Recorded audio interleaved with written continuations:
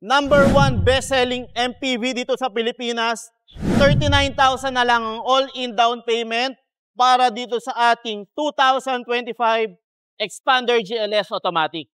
Isa ka bang OFW, seaman, business owner, or empleyado? Pwedeng-pwede ka na mag-avail na itong ating Mitsubishi Expander GLS. At meron ka pang freebies na makukuha worth 25,000 pesos. At ang kanyang pinaka-lowest down payment, 39,000 lang. Mauwi mo na tong ating Expander GLS. Guys, samahan nyo ako. I-quick review natin itong ating 2025 Expander GLS. So, sisimulan natin dito sa harap. Siyempre, hindi mawawala yung iconic dynamic shield front fascia ng ating Expander. So, ito yung grill natin, naka-blackout na siya. At ang ating emblem ng Mitsubishi ay chrome na po. And punta tayo dito naman sa ating daytime running light. At ito naman po ang ating T-shape headlamps. LED na rin po siya. At sa fog lights naman po ay meron po tayo dito sa ilalim. Makikita nyo guys, naka-honeycomb na tayo dito sa ating grill. So nakakapagbigay ng better air ventilation sa ating makina. So nape-prevent nito yung pag-overheat ng ating engine. Equip pala ang ating Expander ng 17 inches two-tone alloy wheels. Ang tire size ay 205 by 55. Para sa suspension ng ating Expander, equip ang ating harap ng MacPherson strut with coil spring stabilizer, while sa likod naman ay naka-torsion beam rigid tayo. At mapapansin nyo, ang harap ng Expander ay naka-ventilated disc brake na, while sa likod naman po ay naka-drum brakes naman po tayo dyan. 225mm naman po ang ating ground clearance ng ating Expander GLS. Punta naman tayo dito sa ating side mirror ng ating Expander. Naka-chrome plated na siya at ang ating turning signal lamp ay integrated na. And guys, kagandahan pala dito sa ating Expander, kapag in-unlock natin ang unit, mag-unfold po siya. Kapag nilock naman natin, magpo-fold siya. So guys, ito yung indicator natin na nakalock ang ating unit ng Expander. So hindi natin siya ma-access. Pero guys, ma-access natin ang ating Expander kapag malapit po tayo dito sa door handle na to. So guys, ang ating Expander pala ay naka-keyless entry. So ibig sabihin, pag malapit na po tayo dito sa pintuan ng ating Expander, pindutin lang natin itong button at ma-access na natin ang loob niya. So, ganun din guys ang gagawin natin kung gusto nating i-lock ang ating Expander. For example, nasa bulsa nyo siya, pindutin nyo lang po itong button, magla-lock na po ang ating Expander. So, ganyan na po yung technology na ginagamit natin dito sa unit na to. So guys, para naman dito sa ating likod ng ating Expander GLS, simulan natin sa taas, naka-fin type antenna na tayo. And meron na po tayong stock na OEM spoiler at may third brake light na rin tayo dito. And syempre, dahil 7-seater tayo, meron na tayong rear wiper. And as you can see guys, naka T-shape taillight na rin tayo dito with LED and halogen combination. And dito naman po sa ilalim, makikita po natin mayroon tayong reverse camera. So once na mag-reverse kayo doon sa loob ng sasakyan, yung gear shift natin ipasok sa reverse, mag-a-appear na yung camera dito sa likod. So guys, make sure po na laging malinis yung lens niya para maganda yung vision natin doon sa monitor natin. And guys, dito naman po sa ating ilalim, meron tayong reflectors on both sides. Then buksan naman natin itong ating loob ng Expander. So guys, kagandahan dito sa Expander, as you can see, nafo-fold natin sa floor itong ating third row. So may option kayo kapag mayroon kayong maraming bagahe, ay mailalagay nyo po siya dyan na maayos. At may storage din po tayo na pwedeng paglagyan dito. So pwede natin ilagay dito yung mga tools or yung mga iba natin mga gamit, mga sapatos, or mga sports wear natin, pwede natin ilagay dyan. And guys, nandito pala ang ating toolbox. So, nandito yung basic tools natin, pamalit ng tires, and yung jack natin, nandito rin po. And para naman sa safety ng ating mga third row passenger, meron po tayong seatbelt para sa mga pasahero natin dito sa likod. And both sides po ay meron po tayong cup holder and may outlet socket po tayo dito. So, kahit nasa biyahe po tayo, yung nasa second row at third row natin, pwede pa rin po sila makapag-charge using that outlet. Yan. Tapos guys, meron tayong handles dito and pasok naman tayo dito sa loob ng expander para makita natin kung ano nga bang meron dito sa loob ng expander GLS. So guys, ituturo ko lang din yung basic operation natin para dito sa GLS automatic na expander. So itong key fob natin or yung remote key natin, as long as nandito po ito sa loob ng sasakyan, nade-detect po ng ating unit, pwede natin ilagay dito. Bago natin start, kailangan naka-fully depressed po tayo dito sa ating brake pedal. And one finger touch lang po tayo dito sa start, stop engine button natin. Mabubuksan na natin ang ating expander. Yan po. So yan guys, naka-open na tayo. So ganun din po ang procedure kapag papatayin po natin. One touch lang po tayo dito at mamamatay na ang ating engine. So guys, ano nga ba meron dito sa first row ng ating expander?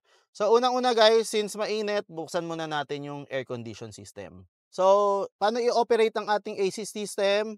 Ito po yung ating blower. Pwede na tayong dumirect sa blower. Yan po yung levels ng ating blower. 3, 4, 5, 6, 7, 8. Bali, 8 levels po ang ating blower. And then ito naman po ang ating thermostat. So yan po yung ating controls. So hindi na natin ilalagay dito dahil umiinit na po. So dito lang tayo sa cool side po ng ating thermostat. Yan. So medyo malakas.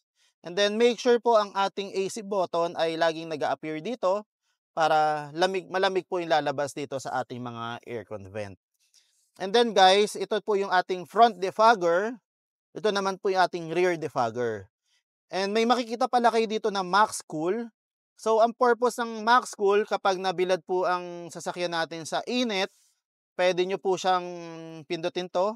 Magmamax po ang kanyang blower at ang thermostat. So babalik ko lang. And then sa modes po natin, ito po kung gusto natin sa taas, sa baba, or combination. So usual na ginagamit naman natin is dito lang naman sa taas. Yan. And then guys, ito po, kailangan po lagi po itong naka-on. Ito pong circulation button natin to make sure po na yung hangin na iikot dito ay galing lang sa loob, hindi tayo kukuha sa labas. Kasi kung makapadaan tayo sa mga mausok or mabahong daan, papasok po dito sa ating cabin ng expander. So, yan guys. And then meron po tayo ditong USB port. Guys, ito pa lang USB port na to, ginagamit ito para sa mga tutok ko lang ulit sa akin. So guys, yung USB port na to, ginagamit ito para sa Android Auto at Apple CarPlay. So kailangan po ay wired po ang connection natin ng cellphone papunta dito para po magpalit po ng interface itong head unit natin. So ito po, may Android Auto na tayo at Apple CarPlay dito. So kailangan na lang natin gawin is connect natin yung cellphone using original na data cable ng ating mga cellphone. Yan guys. So, ang ating multi-information system natin ay naka-touchscreen na po ito. So, basic lang din naman siya guys. Madali lang din naman siyang i-operate. May radio tayo, may USB, iPad, iPhone, Bluetooth. So, pwede tayo mag-Bluetooth na mga ano nyo, na mga cellphone nyo. And, simulan natin dito sa ating side ng ating expander. Siyempre, dahil mga modern na sasakyan na 'to, naka-central lock tayo. May lock din po tayo dito sa windows. So ito yung mga ano natin, controls natin dito sa side. Central lock, unlock, lock sa windows. Then dito naman po sa ating side ay nandito po yung controls natin sa mga side mirror. Yung retractable natin na button para sa side mirror, yan, nag-fold siya. So pindutin ko lang ulit, mag-unfold. And guys, may mga nagtataka kung para saan to. Ito po yung active stability traction control. So, automatic na po siyang naka-on. Huwag nyo na pong gagalawin. And then, ang ating steering wheel pala ay tilt and telescopic. So, ibababa lang natin itong lever sa baba. As you can see, meron tayo dyan. Pwede natin ibaba. itaas, i-forward, itulak natin ulit. So, dito guys, pwede nyo na makuha yung komportabling posisyon nyo nang hindi nyo ginagalaw yung upuan.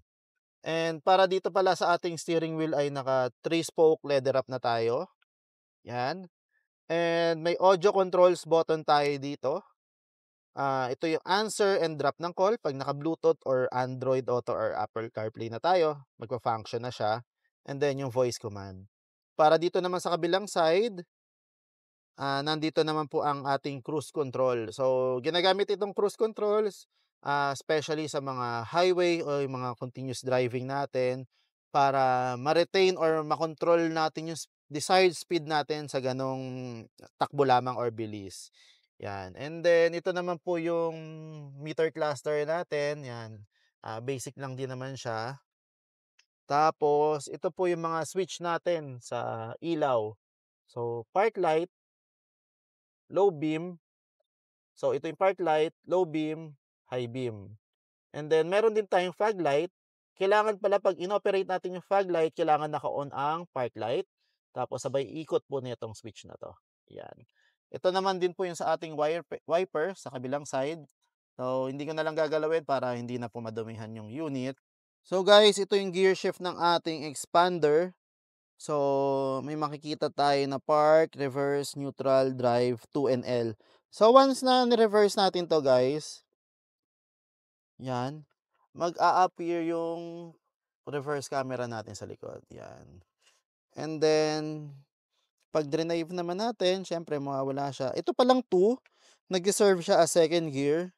So, ginagamit ito kapag mga mag-overtake tayo, downhill or uphill, or kailangan natin ng mas malakas na power ng engine natin. Same as this L. So, parehas lang sila ng purpose. So, si L, mas malakas yung power na binibigay niya. So, pwede natin siyang gamitin as the downhill tayo. Magagamit natin siya as engine brake natin. Yan.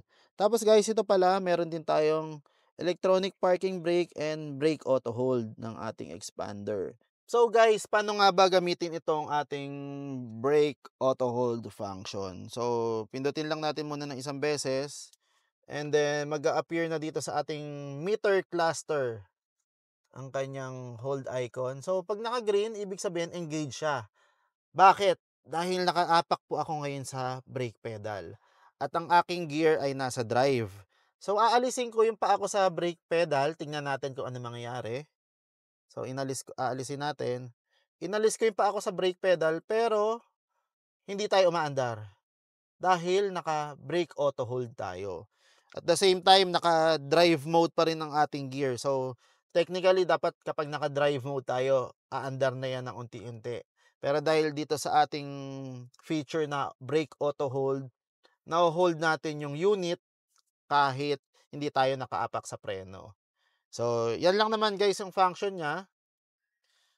At least kung gagamitin natin to dapat medyo particular or sanay na tayo dito sa unit, nagamay na natin para hindi tayo malilito. So, para to avoid accident din po sa ating mga sa ating unit.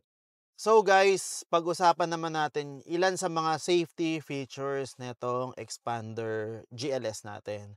So unang-una, meron tayong dual airbags, meron tayong reverse camera, meron tayong anti-lock braking system, meron din po tayong electronic brake force distribution, at meron din tayong active stability traction control.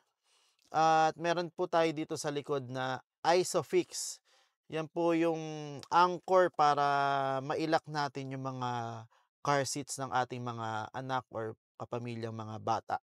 So guys, punta naman tayo dito sa second row ng ating expander. As you can see, napakalaki pa ng clearance natin bago tumama dito sa first row seat natin. So, komportableng komportable. 5'6" ang height ko pero malaki pa rin po yung allowance bago tumama yung ulo natin dito. At re-recline incline po itong ating upuan kung gusto nyo mas komportable. At meron po tayo ditong center armrest. Hindi lang natin mababa dahil may plastic. At dito po sa ating gitna ng console, meron po tayong USB charging port. So, dito naman sa taas, meron tayong aircon vent. So, dito, mas komportable po yung pasahero natin sa second at third row ng expander natin. So guys, silipin naman natin kung ano ang meron dito sa third row. So guys, nandito naman tayo sa ating third row seat ng expander. As you can see, hindi pa rin tumatama yung ulo natin dito sa headliner. And sa tuhod naman, sakto lang. Medyo konti na lang yung clearance. Pero much better kung ang sasakay dito sa third row, pinakamaganda siguro yung mga bata or maliliit na tao para mas komportable sila, especially kapag magdo-long drive kayo. So, yan guys, yung tinuro ko rin kanina, may mga cup holders tayo dito sa gilid, bawat gilid, at meron tayong charging port na naka-ready po dyan if ever na gusto mag-charge ng ating mga pasahero sa second at third row. So, yun lang naman guys yung meron dito sa ating third row. Guys, hindi nyo ba alam na ang ating expander ay ang #1 people's choice ng ating mga pamilyang Pilipino? Dahil napaka-affordable, matibay, mura ang maintenance, napakatipid sa konsumo, kaya naman ito ang pinipili ng ating mga kababayang Pilipino na magsilbi as their family car. So guys, pag-usapan naman natin ang presyo nitong 2025 Expander GLS natin. Ang kanyang SRP ay 1,216,000 at ang ating all-in down payment para dito sa unit na to ay 39,000 pesos na lamang po. Tama guys, 39,000 na lang. May uwi mo na tong Expander GLS Automatic. At guys, guaranteed no hidden charges. Basta within Metro Manila ang address nyo at approved tayo ng mga aming preferred bank, wala na kayong ibang ilalabas. At ang kanyang monthly amortization sa 5 years ay 24,812 naman. At hindi lang yan guys, pag in-avail nyo sa akin tong expander na to, may makukuha kayo na exclusive freebies worth 25,000 pesos ang value niya. So, ang mga kasama dito, 3 rows deep dish matting. Meron din tayong ikakabit na Bosch horn dito sa ating expander. Meron tayong side step seal, garnish cover sa mga headlight, taillight, at lalagyan din natin yung mga handle ng inyong mga pintuan. At meron tayong ilalagay din dito na expander hood emblem, rain visor, at meron din tayong previous na carbon fiber steering wheel cover, Mitsubishi umbrella, Mitsubishi keychain, at marami pang iba guys. So marami, hindi ko lang makabisado dahil sa sobrang dami nating freebies. Tapos guys, dito kasama na yung mga standard freebies or yung standard inclusion natin, which is 3M tint, set of floor mats, early warning device, basic tools and jack. At dito sa aming dealer, may program kami na free PMS up to 20,000 kilometers. Para pala sa mga hindi nakakaalam, pag in-house bank financing dito sa amin, included na yung 3 years LTO registration, 3 years TPL, 1 year comprehensive insurance, at chattel mortgage. Para naman sa cash transaction natin dito sa expander, meron tayong cash discount na 108,500. At i-add lang natin yung TPL na 1,690.88. So ang magiging net price nito is 1,109,000 and 190.88. Take note pala guys, kapag quartz white pearl ang kukunin natin, may additional tayo na 15,000 pesos sa SRP. So guys, ano nga bang kulay ang meron tayo sa Expander GLS? Unang-una, meron tayong quartz white pearl. Meron din tayong bagong color natin which is green bronze metallic, graphite gray metallic, at meron din tayong red metallic. Hindi mo ba alam kung paano magsisimula? In just 3 easy steps, mapapasayo na tong ating Expander GLS Automatic. Step 1, mag-fill out lang kayo ng online application na isi-send ko sa inyo through FB Messenger, Viber, or email. And mag-send lang din kayo ng mga initial requirement na kailangan natin. Para sa mga OFW or mga seafarer natin dyan ng mga kababayan, ang initial na kailangan lang natin ay contract or COE, passport, at kailangan po natin ng immediate family member na pinapadala nyo ng remittance. Ang kailangan naman sa kanila ay 3 months proof of remittances. Kung sa bangko kayo nagpapadala, yung updated na bank passbook, online transaction history, or bank statement. At 2 valid IDs ng co-maker natin. And para naman po sa mga business owner natin, kailangan meron po tayong DTI or business permit. At mahalaga po, meron tayong bank account na maipepresent Yun kasi mag-serve as na profitable ang ating business at 2 government issued IDs. Para naman po sa mga empleyado, madali lang din po. COE with compensation, 2 government issued IDs. Yun lang muna ang kailangan natin para mapa-approve ko kayo sa bangko. Second step pala guys, once na ma-approve na tayo ng bangko, reservation na po tayo ng preferred color nyo. So ang reservation natin is 5,000 lang naman po, and then it will be deducted on your total down payment. And our final step, releasing na po ng unit. So once na may ma-approve na tayo na bangko, may ma-assign na po na unit, pwede na nating schedule yung preferred date of release natin. So dito lang kayo pupunta sa aming branch para mag-sign ng documents at isettle ang full down payment natin. So guys, sobrang dali lang. Ako ang bahala sa inyo magpa-approve sa bangko, at sa mga first timer dyan, don't worry, i-guide ko kayo all throughout the process from application, kung paano natin ipapa-approve sa bangko, kung ano yung diskarte, up to ma-release ang unit natin. Ako ang bahala sa inyo. So guys, ano pang hinihintay nyo? Kontakin nyo na ako dito sa aking number at ang aking Facebook account para matulungan ko kayo guys. So sa mga katanungan pala dyan or mga clarification, wag po kayo mahihiya, i-message nyo lang po ako at sasagutin po natin yan lahat. So dito ko na po tatapusin ang ating video. Maraming salamat po sa panonood. So hanggang sa muli guys, bye-bye.